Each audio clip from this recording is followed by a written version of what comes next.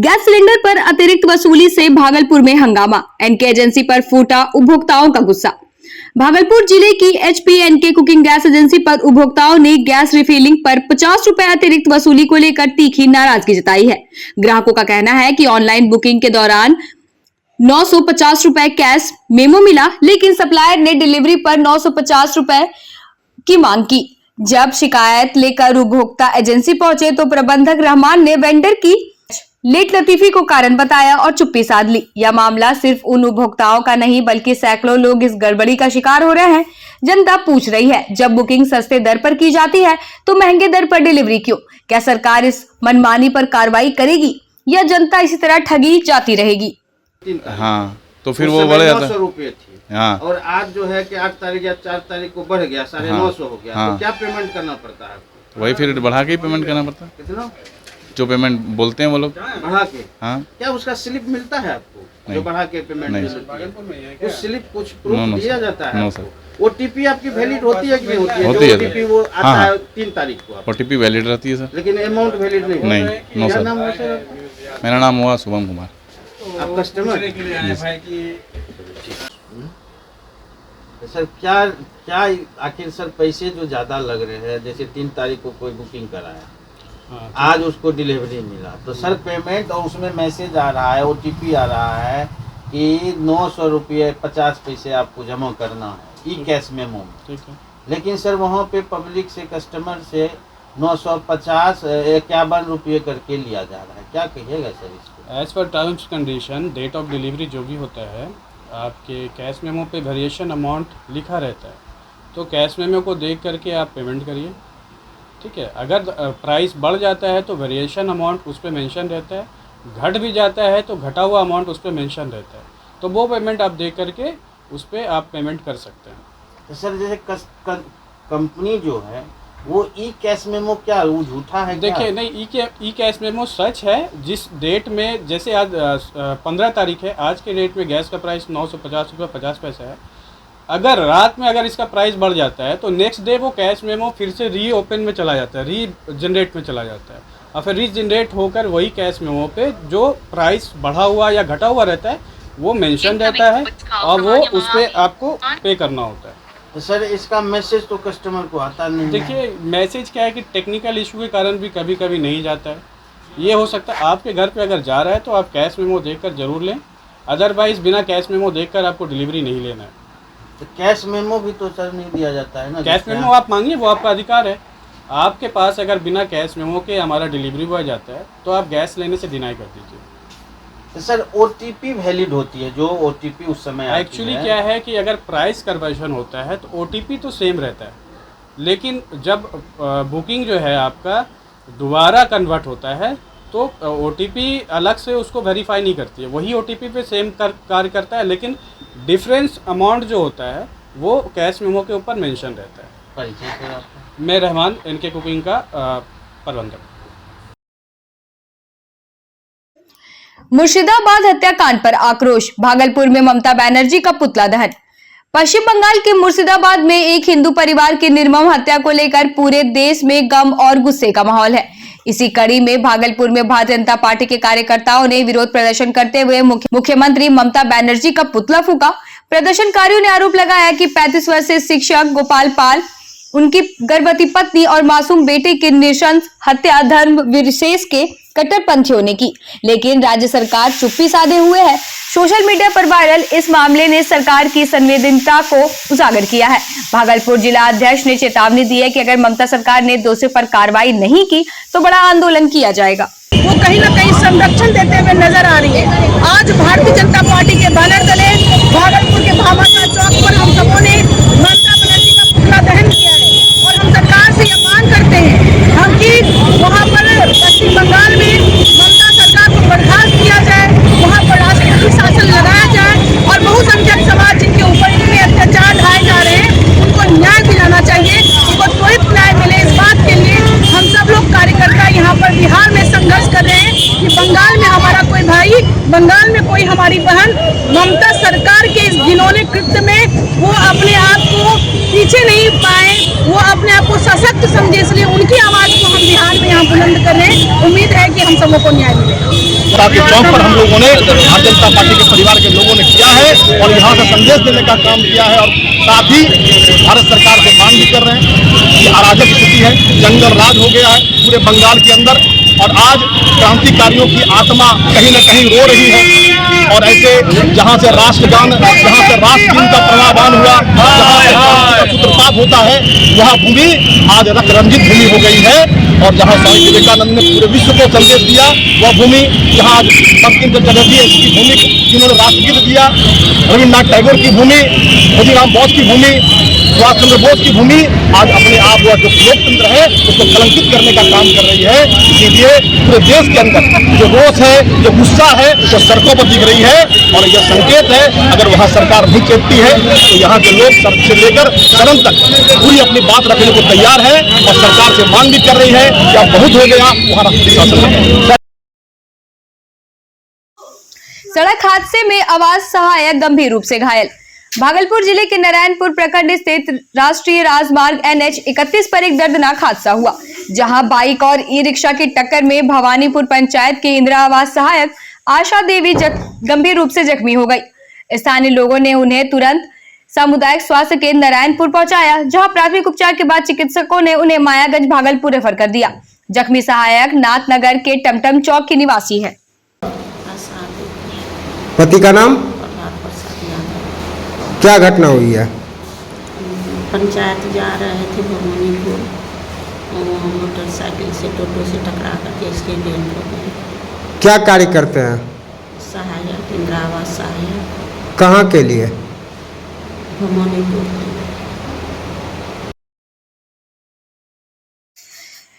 पूर्व महिला नेत्री के बेटों पर झूठा मुकदमा दर्ज करने का आरोप, सीसीटीवी फुटेज से सच लाने की मांग।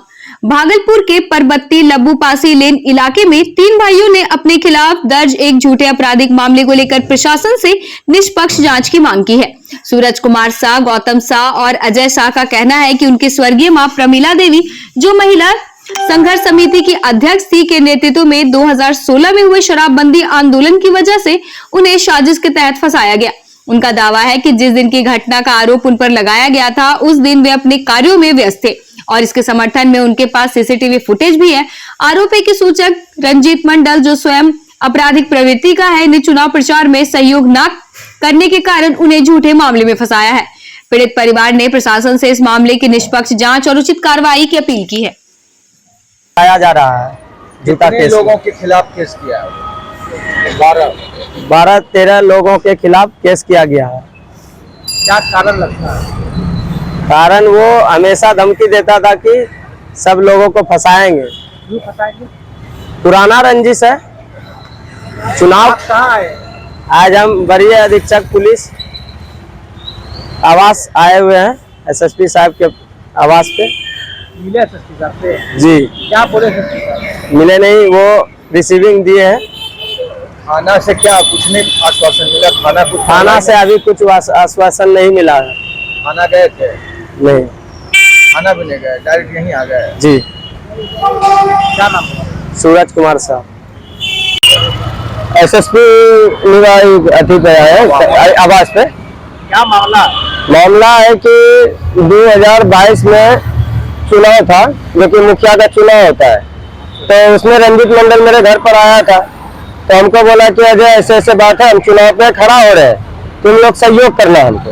हम बोले कि भैया कि हम एक आदमी को पहले भी हम लोग सहयोग कर चुके हैं, देख लिए थे उसके बारे में, और आप पर जो है ना 2-4 गो केस पहले से भी है। हम लोग इस मामला में हम लोग आपका साथ नहीं देंगे तो वो तो बुरा मान गया। और फिर कुछ दिन के बाद जो है ना, फिर हमसे जो है जब चुनाव में जीत गया तो वो हमसे आ गया टोटापनी करने के लिए, मतलब मार झगड़ा करने, घर पर गाली गलौज, तुम लोग मादरचोद, हमको इलेक्शन में साथ नहीं दिए, ये नहीं दिए, वो नहीं दिए, ऐसे ऐसे बोलने लगा। तो हम लोग बोले क्या जो गलत है हम लोग का साथ नहीं देते हैं, क्या कि मेरा मम्मी जो है पहले भी महिला संघर्ष समिति से अध्यक्ष था, महिला का बहुत तरह का उसने किया था, इसलिए हम लोग गलत में साथ नहीं देते। तो इसी में वो जो है हाथापाई पर उतर गया था, तो वो मैटर तो खत्म हो गया था। फिर बाद में आइसक्रीम पार्लर का मैटर आया था, जिसमें कि जिसका जमीन है वो अनशन पर बैठा था, खाली नहीं कर रहा था। रंजीत मंडल वार्ड नंबर 13 का पार्षद है, वो खाली नहीं कर रहा था। तो हम लोग बोले कि खाली कर दीजिए, तो हम ही लोग से उलझ गया। अब बोला कि मादरचोद आग लगा के तुम सबको हम फंसा देंगे। अब वही किया है, आग लगा के, हाँ खुद ही आग लगाया है। दोनों भाई है उसके, रंजीत मंडल और शेखर मंडल, खुद ही आग लगाया और दर्जनों आदमी पर जो है ना, गाँव का दर्जन जो आदमी है उस पर केस किया, झूठा केस किया है। मेरा नाम अजय शाह हुआ, पिता का नाम सुरेश शाह है। भागलपुर में फूटा कांग्रेस का गुस्सा, पीएम मोदी और अमित शाह का पुतला दहन। नेशनल हेराल्ड केस में सोनिया गांधी और राहुल गांधी के खिलाफ ईडी के चार्जशीट से आक्रोशित कांग्रेस कार्यकर्ताओं ने भागलपुर में प्रधानमंत्री नरेंद्र मोदी और गृह मंत्री अमित शाह का पुतला दहन कर विरोध जताया। कांग्रेस कैंप कार्यालय से कचहरी चौक तक निकाले गए आक्रोश मार्च में कार्यकर्ताओं ने केंद्र सरकार पर ईडी का दुरुपयोग करने का आरोप लगाया और जमकर नारेबाजी की। कांग्रेस नेताओं ने कहा कि मोदी शाह ईडी को अपनी उंगलियों पर नचा रहे हैं, लेकिन सच्चाई की आवाज को दबाया नहीं जा सकता। बीजेपी ये कह रही है कि एकदम गलत बात है। बीजेपी यह बताए कि जो मनी लॉन्ड्रिंग का केस दायर किया गया है, क्या राहुल और सोनिया गांधी ने एक पैसा भी खाया है या एक पैसे का भी गबन किया है? जहां तक एजीएल की बात है, एसोसिएट जनरल की, वह कांग्रेस की संपत्ति थी। पंडित जवाहरलाल नेहरू ने आजादी की लड़ाई में एक हथियार के रूप में, आपको याद होगा कि आजादी के वक्त लोग कहते थे कि अगर तोप मुकाबिल हो तो अखबार निकालो, यानी पत्रकारिता का, संचार माध्यमों का यह महत्व था। और आज के दिन हम तो मीडिया भाइयों को भी कहेंगे, आपको भी सर पर उतरना चाहिए, क्योंकि प्रकारांतर में यह मीडिया की आवाज बंद करने की साजिश है भाजपा और नरेंद्र मोदी की सरकार के द्वारा।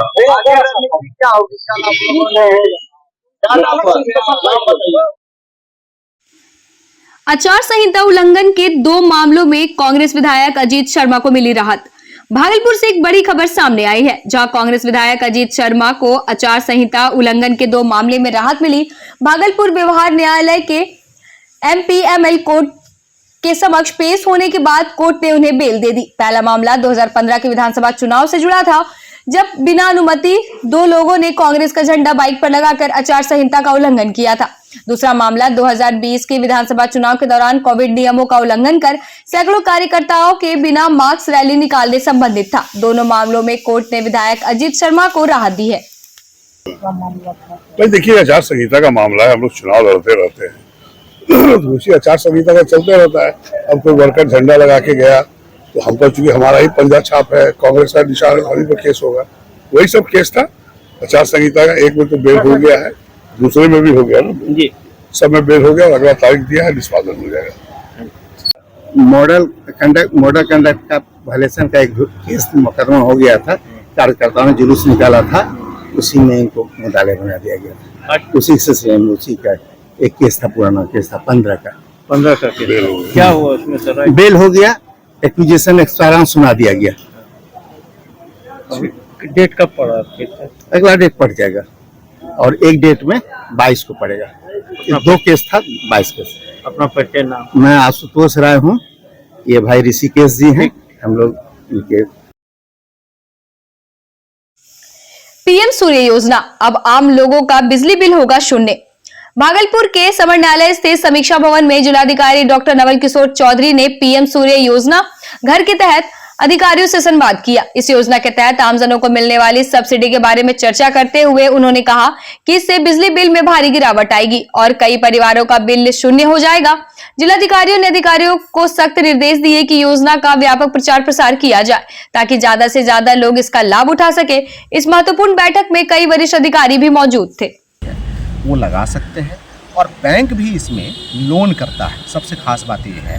और जो वेंडर है वो वेंडर बैंक से खुद इनसे मिल करके लोन करा देगा और बैंक से वो पैसा लेगा, जिस लोन को 5 से 10 वर्षों में जो कस्टमर है उस कस्टमर को पे करना है। तो काफ़ी अच्छी योजना है और अभी एक पार्षद ने खुद अप्लाई भी किया है, जो कि अपना अनुभव शेयर कर रहे थे।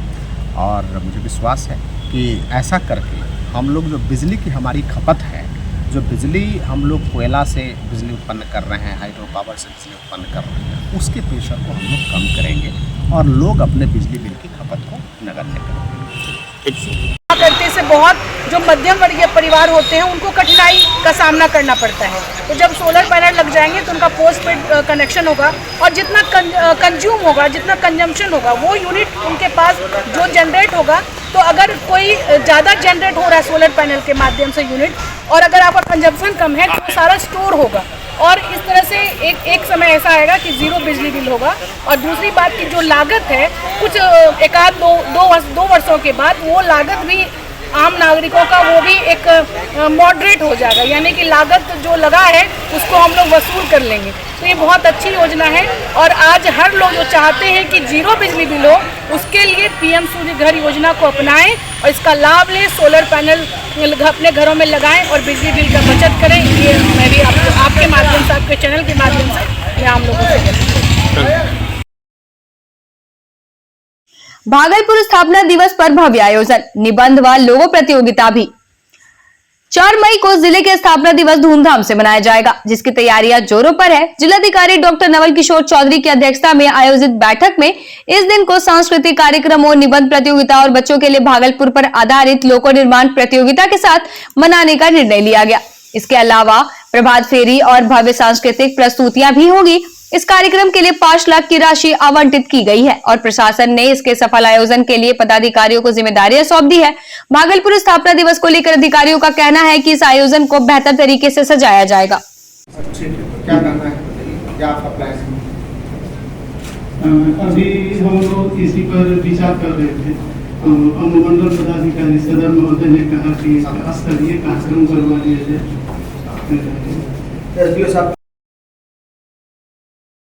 जमीन विवाद में वृद्ध महिला हुई जख्मी, मामला दर्ज।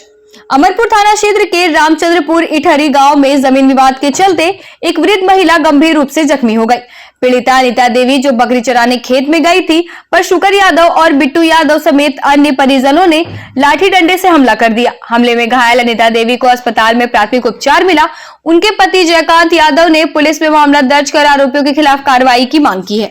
जयकांत यादव हाइकेच कौन तुम परिवार छे की नाम छुका करो? नीता देवी। अनिता देवी। हाँ। की होले तोरा साथ में? रास्ता बोले वो बकरी चराल गए बिहार खेतों पर अपना वसनी सब्जी में मिली विवाद कर लेके कोई माँ बिहार में नहीं, हमू ले जाओ पर माँ अकेले गिरलो ले खेत में। कैस नहीं मार लके? मार लके ओकरे 4-5 मिली मार ले। की नाम छे? चारू नाम ओकरे बेटा बापर में के शुक्र ज्यादा और बड़कार नाम बिट्टू यादव, मंजला छोटकार नाम किस गए? अच्छा, उसने मिली के मार लके? हाँ। तोरा कैसा सूचना मिल रही? हमरा सूचना मिल रही, अभी बच्चा बोल रहे हैं मोबाइल साथ दौड़ी का भी कही तो गेलो तो परिवार वहाँ बेहोश चलो? हाँ, माँ बेहोश चले, खेत में कोई ले लो, सब मारी भाग गए। प्लस विवाद चलो कोई चीज के? विवाद बा जगह जमीन के चले। कितना जमीन के विवाद छे? 10 कट्ठा के जमीन के विवाद छे। तो 10 कट्ठा जमीन पर तोरा कब्जा करे चाहे छे? हाँ जी। कहाँ पर खेत छ तोरो? खेत करीब लगे महीन तक बगल छे, लपकी हेतली लगिया नीचा में छे, बांध ऊपर में तो बड़ा बांध पड़े छे, नीचा से ओकरा छोटकी बांध में।